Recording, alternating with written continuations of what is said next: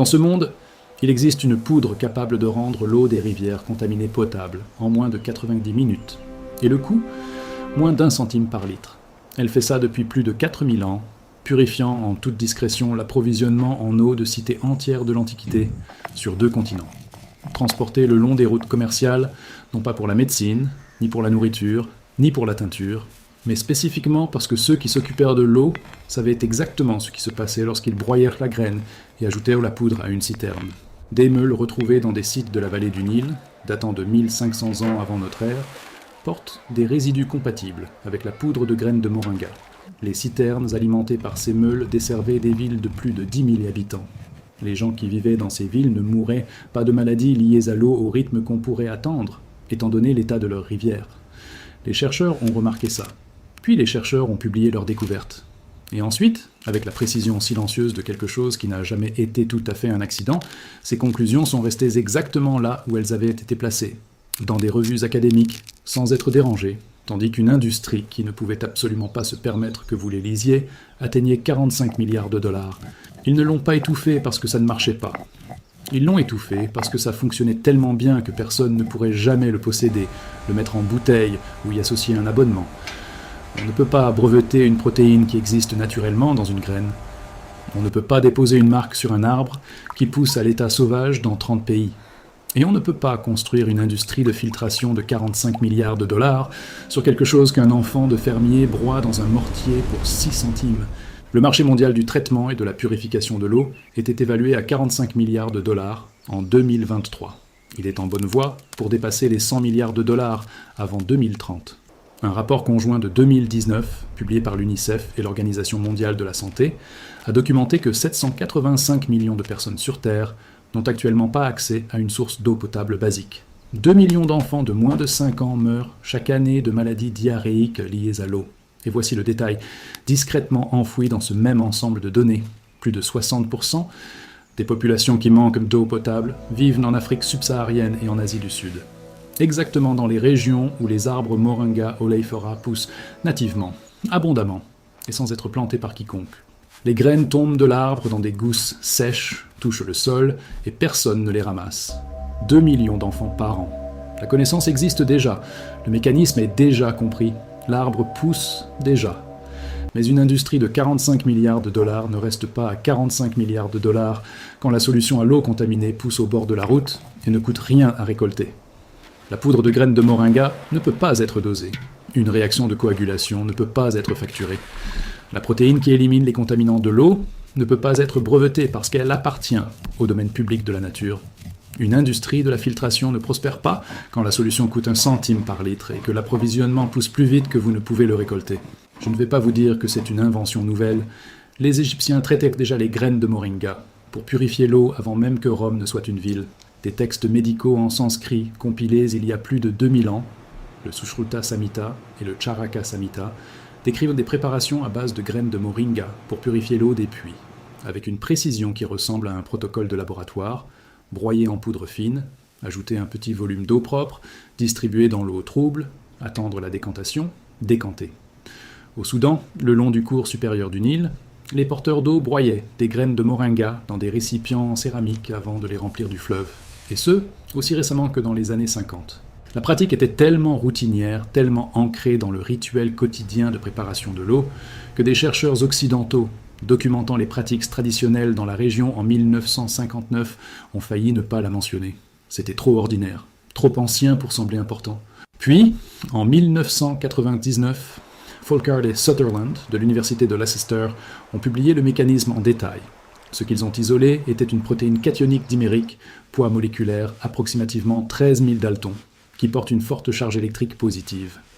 La contamination de l'eau, les particules d'argile en suspension, les limons colloïdaux, Eurocoli, d'autres bactéries, tout cela porte une charge de surface négative. Les charges opposées s'attirent. La protéine se lie à la contamination au niveau moléculaire. Les particules ainsi liées deviennent lourdes et s'agrègent. La gravité les fait tomber. Folkard et Sutherland ont mesuré des taux d'élimination de la turbidité entre 90 et 99% et des réductions de la contamination bactérienne entre 90 et 99% sur plusieurs sources d'eau. L'article faisait 23 pages. Il citait 12 études antérieures remontant aux années 70. La recherche était solide et presque personne n'en a rien construit. Vous avez vu ça toute votre vie et vous n'avez jamais fait le lien. Vous avez regardé une boule à neige se stabiliser, toute cette turbulence tomber en suspension en moins d'une minute, juste parce que la gravité et le poids des particules ont fait leur œuvre. Vous avez vu un ruisseau boueux redevenir clair en aval, par un après-midi calme, pas parce que l'eau avait été filtrée, mais parce que le limon avait eu le temps de se déposer. Vous avez vu le liquide vaisselle éliminer la graisse d'une poêle, parce qu'une extrémité de la molécule de savon aime la graisse et l'autre aime l'eau, et les deux forces entre elles nettoient la surface. La protéine de moringa fonctionne de la même manière. Elle a une face qui aime la contamination et une tendance à s'agglutiner avec d'autres protéines, et elle assemble un filet dans la colonne d'eau, traînant tout ce que vous ne voulez pas au fond. Vous avez observé cette chimie toute votre vie. Vous n'aviez juste pas encore le nom. Voici ce dont vous avez besoin. Je veux être honnête avec vous sur chaque chiffre. Des graines de moringa séchées. Un sachet de 100 grammes qu'on trouve en ligne, ça coûte entre 3 et 5 euros, et ça contient assez de graines pour traiter entre 300 et 500 litres d'eau. Autrement dit, un peu plus d'1 centime par litre. Dans une épicerie d'Afrique de l'Ouest, un magasin indien ou pakistanais, ou n'importe quel commerce de produits du monde dans une ville avec une communauté sud-asiatique ou ouest-africaine, le même poids sera plutôt autour de 2 euros. Si vous habitez en Floride, dans le sud du Texas, en Californie du Sud, ou n'importe où avec un climat subtropical ou tropical, les arbres de moringa poussent dehors toute l'année et les graines sont gratuites. Un mortier et son pilon. Vous en avez probablement un. Sinon, une version Dollar Store, ça tourne autour d'1,20 €. Une pierre plate en granit et un galet de rivière bien lisse font le même boulot. Et ça ne coûte rien. Un tissu en coton pour préfiltrer. Prenez un carré dans un vieux t-shirt. Ça ne coûte rien non plus. 2 récipients propres, d'une capacité d'au moins 1 litre, des pots, des carafes, des bocaux à large ouverture, des seaux, et c'est tout. Vraiment. Voici le truc que la plupart des gens font de travers. Ils mettent trop de poudre. L'eau est visiblement sale, alors ils y balancent l'équivalent de 4 ou 5 graines par litre. Ils touillent comme des fous, ils attendent, et au final, l'eau passe de marron à un vert olive trouble, sans jamais décanter. Il y a un film à la surface, un léger goût bizarre, et là ils disent que ça ne marche pas. Ce qui s'est passé, en fait, c'est qu'ils ont surchargé la différence de charge. Trop de protéines chargées positivement font que les particules de protéines commencent à se lier entre elles plutôt qu'aux contaminants, et le filet qu'elles essaient de construire se transforme en nœud avant de pouvoir se former correctement. La clarification s'effondre. Quand ça marche, ça ressemble à ça. Au bout de 20 minutes, l'eau prend une légère teinte laiteuse, pas plus trouble, juste différemment nuageuse, comme si la turbidité s'organisait. C'est là que le floc se forme, les protéines qui rassemblent la contamination en amas. Après 45 minutes, le trouble penche vers la gravité. La majorité des matières en suspension migrent vers le bas. Au bout de 90 minutes, la moitié supérieure du récipient est visuellement distincte. La partie supérieure est claire, ou presque. En dessous, il y a une ligne nette, et sous cette ligne, un sédiment pâle et brunâtre. Ce sédiment, c'est la masse coagulée de protéines et de contamination compressée par la gravité. C'est votre ennemi, contenu. Le ratio, c'est une graine par litre d'eau modérément contaminée. 2 graines par litre si l'eau est visiblement marron et épaisse, pas plus, sans exception. Pour commencer, si vos graines viennent d'une cosse fraîche, faites-les sécher. Étalez-les sur une surface plane en plein soleil pendant 2 jours. Les graines séchées se cassent net quand on appuie dessus avec un ongle. Les graines fraîches s'écrasent comme du caoutchouc mou. Il vous faut la version séchée. Les protéines se concentrent à mesure que la graine perd son humidité et que la structure se resserre. Enlevez les ailes papyracées de chaque graine. 3 d'entre elles partent du noyau rond comme une petite hélice, fine et translucide. Tirez-les avec vos doigts. Elles s'enlèvent facilement. Mettez les noyaux dans le mortier. Un noyau par litre d'eau que vous traitez. Mettez tout le poids de votre corps sur le pilon.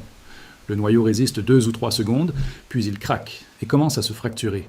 Pilez en cercle serré en travaillant le pilon dans les coins du mortier où la poudre s'accumule. 60 à 90 secondes de broyage par noyau. La poudre finie doit être fine, pâle, blanc cassé, légèrement huileuse sous les doigts. Prenez-en une petite quantité et frottez. Ça doit ressembler à de la farine de maïs fine. Si c'est granuleux, continuez de broyer. Ajoutez 20 à 20 ml d'eau propre à la poudre dans le mortier. Environ 1 cuillère à soupe et demie, une bonne éclaboussure. Remuez vigoureusement pendant 60 secondes. Vous êtes en train de faire une suspension, pas une solution.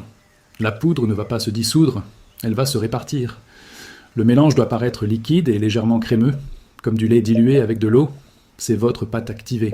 Chaque goutte de cette pâte contient les protéines dont votre eau a besoin. Préfiltrez votre eau contaminée à travers le tissu dans votre premier récipient. Tendez bien le tissu sur l'ouverture du récipient et versez d'une traite. Ça enlève les gros débris, feuilles, grains de sable, sédiments visibles. Le tissu ne purifie pas.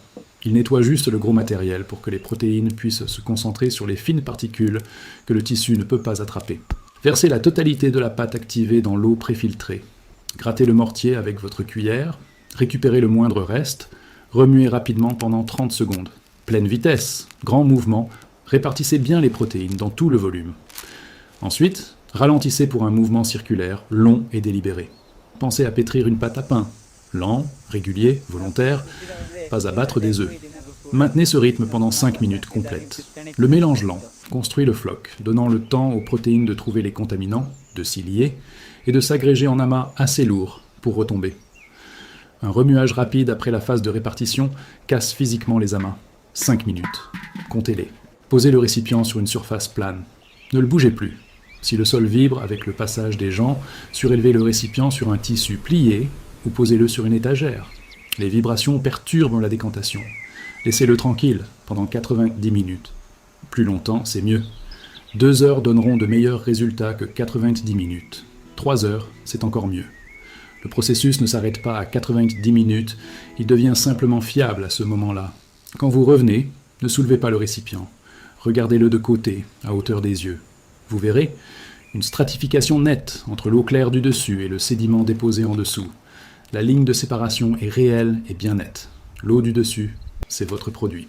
Inclinez le récipient de 5 à 10 degrés vers votre deuxième récipient propre et commencez à verser très lentement. Maintenez l'angle constant, peu profond, contrôlé. L'eau claire s'écoule en premier. Arrêtez de verser à l'instant où vous voyez la couche de sédiment commencer à glisser vers le bord. L'eau deviendra trouble subitement, à ce moment précis. Arrêtez-vous là. Vous avez récupéré la fraction propre. Jetez ce qui reste au fond. Passez l'eau claire à travers le tissu une dernière fois dans le second récipient. Ce deuxième passage à travers le tissu élimine les microflocs résiduels qui flottent encore dans la couche limpide. Testez-la. Soulevez le récipient vers une fenêtre. La lumière devrait passer sans encombre. Remplissez un verre transparent, placez une pièce sombre en dessous, regardez par-dessus l'eau. Si vous pouvez lire l'année gravée sur la pièce, l'eau est limpide. Si vous voulez la marge finale de certitude, portez l'eau traitée à ébullition vive pendant 1 minute. L'ébullition scelle ce que la coagulation a commencé. 10 minutes de temps d'ébullition. Le résultat est une eau en laquelle vous pouvez avoir confiance. Une graine traite 1 litre. Une famille de 4 personnes dans une zone sans infrastructure a besoin d'environ 20 litres par jour pour boire et cuisiner. 20 graines par jour. 7300 graines par an. Un arbre moringa mature produit entre 40 et 100 gousses par saison de récolte. Chaque gousse contient entre 12 et 20 graines. À un compte prudent, 40 gousses à 12 graines chacune. Cela fait 480 graines par récolte. Le moringa, sous climat tropical, produit 2 récoltes par an. Un arbre, environ 960 graines annuellement. 7,6 arbres fournissent les besoins en traitement de l'eau d'une famille pour une année complète chaque jour sans interruption. Disons 8 arbres. Plantez 8 arbres et l'eau de votre famille est assurée indéfiniment. Maintenant, agrandissons. Une communauté rurale de 400 personnes, 100 foyers, 4 personnes chacun, a besoin de 2000 litres d'eau potable et de cuisson par jour. 2000 graines par jour, 730 000 graines par an. À 960 graines par arbre, cela fait 760 arbres pour approvisionner toute la communauté en continu, sans intrants externes, sans pièces de rechange et sans chaîne d'approvisionnement. 760 arbres peut sembler énorme jusqu'à ce que vous le visualisiez physiquement. Le moringa grandit de 2 à 3 mètres la première année à partir de la graine. Espacez-les de 3 mètres dans des rangées de 3 mètres de large. 760 arbres dans une grille, 32 rangées de 24 arbres. L'empreinte de cette grove est de 96 mètres de long sur 72 mètres de large, plus petite que 2 terrains de football américains côte à côte. N'importe quel village sur Terre a cette terre disponible. Un flanc de colline dégradé, une berge sèche, une marge dégagée à côté d'une route, plantée une fois, entretenue avec un désherbage de base et une taille saisonnière, produisant la matière première complète pour un système de purification d'eau communautaire qui ne tombe pas en panne, n'a pas besoin d'électricité, ne nécessite aucune connaissance technique au-delà de ce que vous venez d'apprendre. Le coût de démarrage pour 760 jeunes plants de moringa, environ $76 si acheté en pépinière à 10 pièces, ou 5 $ pour un paquet de graines pour faire pousser vous-même les semis. Coût d'exploitation annuel après établissement, 0. Pas de facture, pas d'infrastructure, pas besoin de demander la permission à qui que ce soit. Ce procédé ne stérilise pas l'eau et ne traite pas les contaminations chimiques dissoutes. C'est un procédé de coagulation et de sédimentation. Il est très efficace contre la turbidité, les bactéries en suspension, y compris E, coli et salmonella, les particules de métaux lourds en suspension, et la matière organique colloïdale. Il n'était pas efficace contre l'arsenic sous forme ionique dissoute, les nitrates, le fluor à des concentrations élevées ou les solvants organiques. Il ne retire pas les virus de manière fiable.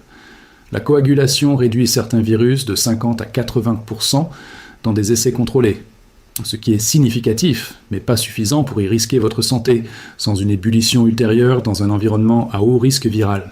Dans les régions agricoles, avec un fort ruissellement de pesticides ou toute source d'eau présentant une pellicule chimique visible ou une odeur chimique persistante, ajoutez une étape de filtration au charbon et faites bouillir. Utilisez le moringa comme première étape, pas comme la seule. Sachez ce que l'outil fait et sachez où il s'arrête. Cette ligne n'est pas un défaut, c'est une limite et les outils honnêtes en ont. Ces pierres de broyage sont toujours en terre au Soudan, portant encore les légères rainures usées par 4000 ans d'utilisation, détenant encore des traces du même résidu de poudre de graines que vous venez de préparer. Les manuscrits sanscrits qui décrivaient ce procédé sont encore lisibles dans leurs dépôts en Inde, encore assez précis pour être suivis, écrits avant même que l'Empire romain n'existe. Les graines tombent encore des arbres dans 30 pays en ce moment même, aujourd'hui atterrissant sur un sol sec à côté de gens qui en ont besoin et qui ne savent pas pourquoi elles sont importantes. Votre récipient d'eau claire devant vous suit des instructions qui étaient anciennes quand Rome a été fondée. La pierre a fait ça. Le manuscrit l'a préservé. Vos mains viennent de le faire aussi. La chimie a toujours été là, dans une graine, dans une protéine, dans l'espace entre une charge positive et une charge négative, et dans la gravité qui est patiente avec nous depuis très longtemps. Je ne sais pas ce qui vous a amené ici. Peu importe, ça marche dans tous les cas.